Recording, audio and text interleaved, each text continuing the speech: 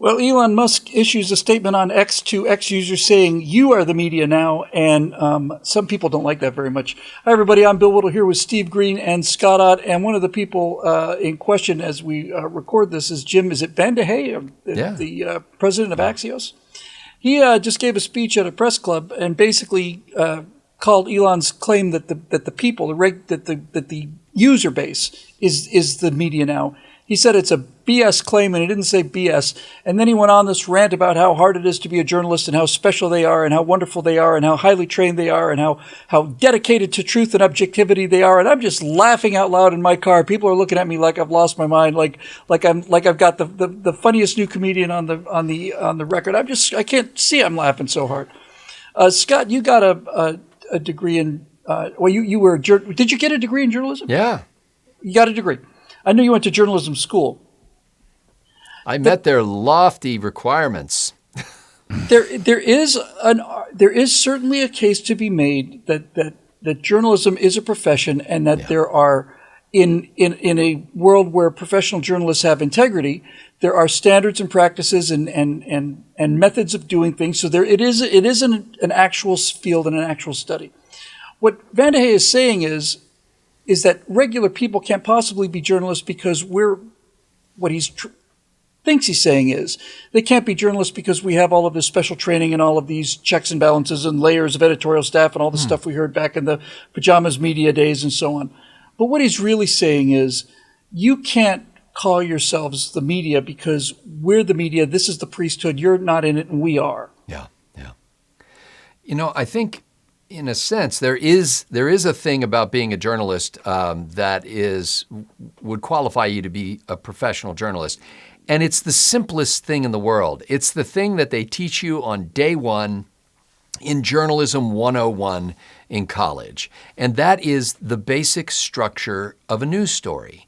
And honestly, once you have the basic structure of a news story down, you've got it all. Because there are just a few basic principles that you need to follow. Now, none of that is being followed anymore by the mainstream media. And I can't tell you how many stories I've read where I struggle in vain to find the answer to the basic 5 W's and the H: who, what, where, when, how, and why. That like they don't get around to that, if at all, until way down in the story. So really, I could run a journalism school for people on X and just say, here it is. This is the template for how you write a news story, if you're going to do a print story, so to speak, so that people can understand what's going on, and you give them the most important things at the top of the story, and then you flesh that out as you go down. You try to get viewpoints from various perspectives. You quote people accurately, or you don't quote them and make it clear that you're paraphrasing, or you're giving the sense of something, but you're not actually quoting them. And you don't inject your own opinion. You use basic, direct sentences without flowering them up with all kinds of adjectives to try to add color to something. You just tell the story as it is. That's all you need to know, really. Answer those questions: who, what, where, when, why, and how, and you've got a news story. Now, what we don't need is a priesthood.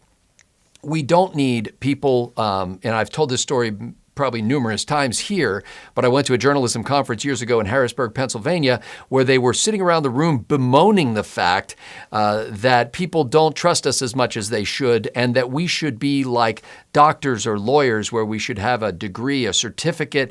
License. A license that people would look at and they go, oh, he's a licensed journalist. And boy wonder the little Clark Kent journalist here, I raised my hand and I said, actually, I think that'd be the worst thing that could possibly happen to journalism, because I think it's terrible that they trust us as much as they do already, because I've seen the sausage factory. I've seen how this news is made. We're not that good. We want them to read multiple sources. We don't want them to read something and go, well, I can trust that because it's from a licensed journalist. So, I think that in a sense, average people are becoming the new journalists, but not everybody is. I mean, some people are just shooting off their mouths and spouting unfounded opinions. But there are people who are doing groundwork, shoe leather journalism, where they're finding out facts, where they're interviewing sources, where they're putting together cogent news stories in video form or in text form that will help people better understand the world. And God bless them. I mean, some of these people are starting out doing it for nothing, and some people will never get paid for doing it. But what I love about the internet is you can develop a following by doing that well, and you can get paid. Sadly, the people getting paid the most right now are just people shouting opinions that are most similar to mine or yours. But the people who should get paid are the people who do the fundamental, basic research work, so to speak, who are able to actually increase our understanding of the world around us. Well, Steve, Jim Van de Hey got pretty heated on this thing. I mean, he really lost his cool, and I think the reason he lost his cool is because we're still coming off of just a couple weeks of an election that showed that everything that used to call itself the mainstream media is now essentially irrelevant. That the mainstream media over the last 4 years has pulled every switch, lever, dial, string, fired off every rocket, rung every bell, done every single thing they possibly could to prevent this man from being elected, and he was elected overwhelmingly anyway. And I think what he's angry about is not Elon Musk tweeting out that the people are the new media. He's angry that he's right about that. He's angry that Musk is actually correct in his assertion that the mainstream media, the gatekeepers, the official representatives, Walter Cronkite, the most trusted man in America, all the way down to Joe Scarborough, the least trusted man in America.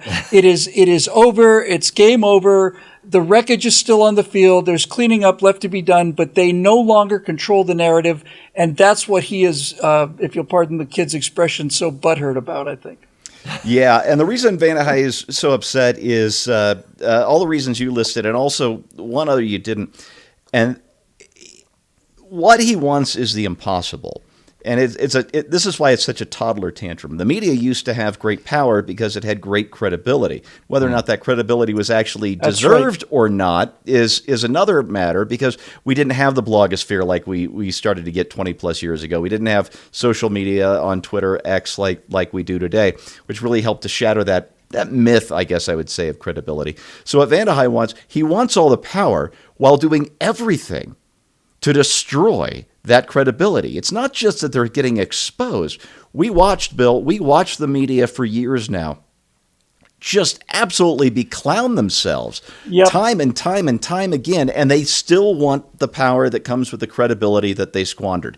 And it's like they're toddlers with a broken toy. They broke the toy. They're crying. Well, buck up. You did this to yourselves. And learn to code. Yeah, it comes with a large dose of schadenfreude on my part, because I've been reporting on this it'll be 23 years, I think, in January that I've been doing this. Good Lord, 24 years? Yeah, 23. So that part has been a joy to watch. One of the things that got me into this is accelerated to the point where I can now see the end game. Which, when I got into this, I could not see the end game coming. Yep. It was, Sisyphus just pushing the rock up the hill, fresh each and every workday. And now I'm starting to, I can see that rock starting to crest finally after almost a quarter of a century doing this. So that part is absolutely fantastic. And I want to get into something that Scott said about the actual practice of journalism that isn't being practiced anymore so much by the mainstream media. You talked about your 5 W's and your H, your when, what, where, why, how.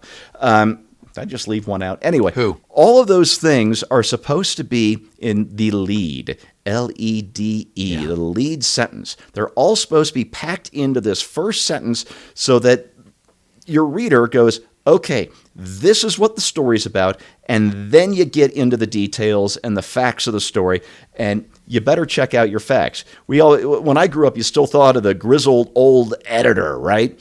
Sitting at his desk, he's got his cigar, right? The Ed Asner kind of guy, and he's talking to the cub reporter, and he tells him, if your mother tells you she loves you, check it out. You need a second source. You need a second source on your mom telling you she loves you. That's what we brought up to think of as a journalist's job. So you get everything packed into your lead, and then you get into the facts that have all been double checked.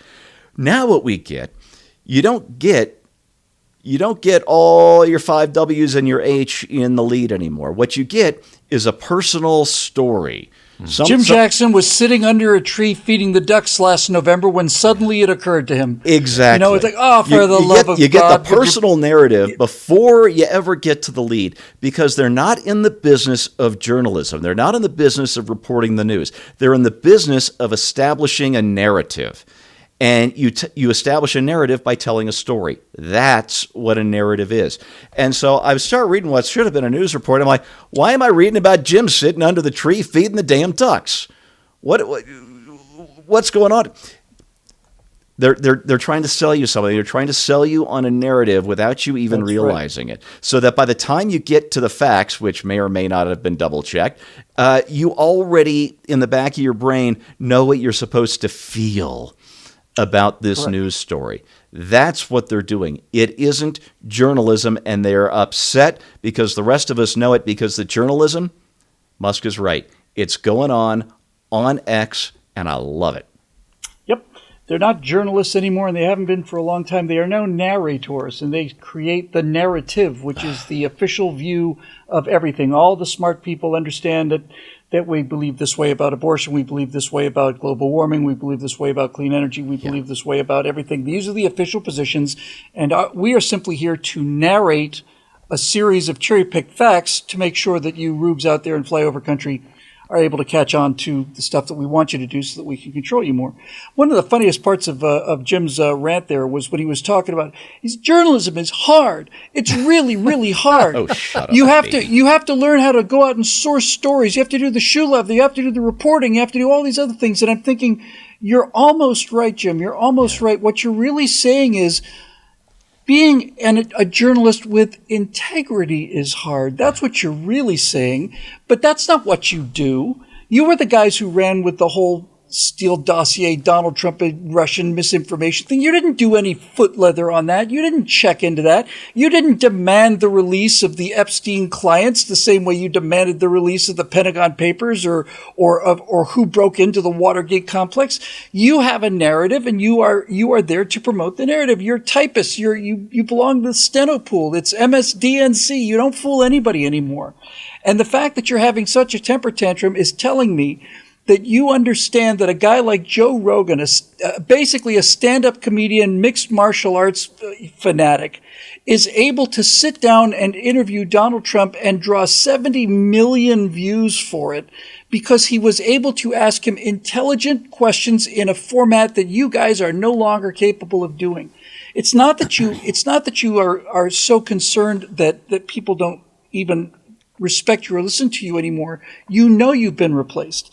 And the final thing I'll say about the people being the new media is simply this. The most lowbrow form of journalism, in my opinion, is, and I haven't watched it for years. I just see clips of it on the internet now. But to me, the lowest form of journalism is the local 6 o'clock news show, where they'll come in and go, tonight's top story, and then the other person will say, an accident on the, we're going to our person on the scene, and then they throw to a guy in a remote, and he's holding a microphone, and then somewhere 7 minutes into this, you see the actual crash footage, which is what I just want to see in the first place. Yeah. I don't need to be told what I'm about to see. I don't need to be told what I saw. I can figure this out for myself. So what it is really techno anarchy. It is the fact that technology has allowed information into the system, and once the information in terms of raw footage or raw opinions or somebody was there. Remember when Hillary Clinton was running in 2016 and somebody saw her stumbling into the limousine? Remember that? Yeah. That because her health was, well, it's like, okay, well, that wasn't reported by ABC News. That was somebody there with an iPhone that happened to catch the fact that Hillary Clinton was very unwell during her 2016 election campaign. So all of this simply to say, this is the rebellion of the priests having the Bible being translated into English and having liturgical services spoken in English instead of in Latin. They no longer get to control the actual event. They are no longer the gatekeepers. They're no longer the people who are telling you what is real so you know what to think. That's up to us now. It's one of the very best things that the internet has ever done, and it is essentially our only hope for avoiding the cycles of civilizations, because it always collapses from the top down. It's people like Jim Van de and the arrogance of the priesthood, the raw arrogance that only he and his close comrades who all think exactly the same have a monopoly on the truth. That is what brings down civilizations in the end, and the fact that the people are out there getting their own information, sharing it. And yes, there's some lunatics out there, but there's lunatics behind the ties in the studios as well. And I like the ability to be able to pick and choose my own lunatics, try and figure out for myself which ones I think are closer to the truth than the other ones are. For Steve Green and Scott Ott, I'm Bill Whittle. Thanks for joining us, and we'll see you next time on Right Angle.